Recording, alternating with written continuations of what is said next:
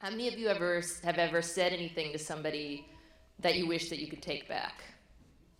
I think the greatest thing about the Peace Hub is really bringing together all of the great work that everybody's doing all in one space so that people can actually find out what's going on with other organizations, what's going on in different areas of the city.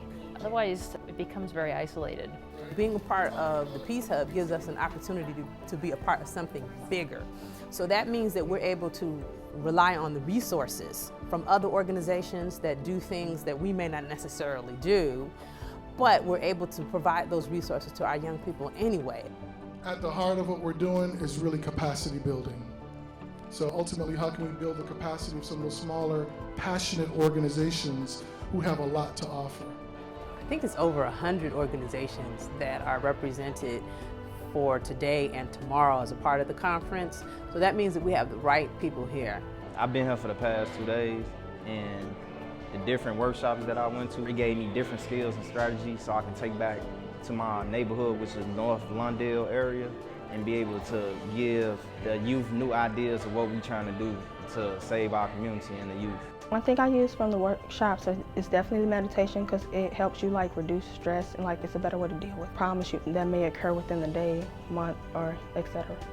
It's important that when we have conferences like this to talk about youth, that we also have youth talking about themselves, because they know themselves best and we need to hear their voice.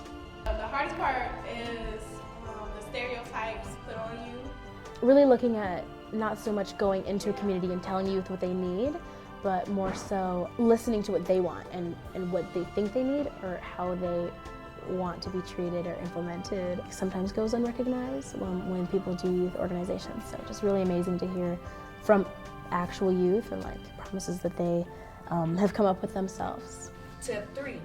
Once the program begins, students should have a meet and greet with their leader. The youth, for example, at the conference that we held last year told us that what they really liked about it was that it provided them with a space in which they felt safe enough to actually talk about some of the issues that they were facing today.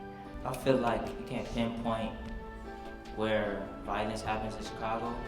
I feel like it's a multitude of reasons, and it all starts with the culture.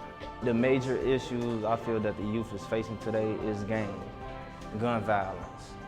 The way I think this helps to solve those issues is it kind of teaches them, gives them another direction or way as to how they can respond to certain situations instead of let's go fight, let's go get a gun or something of that nature. Instead, they can meditate or do team building exercises, or if they have a problem with something, they can protest, rally, sit-ins, such as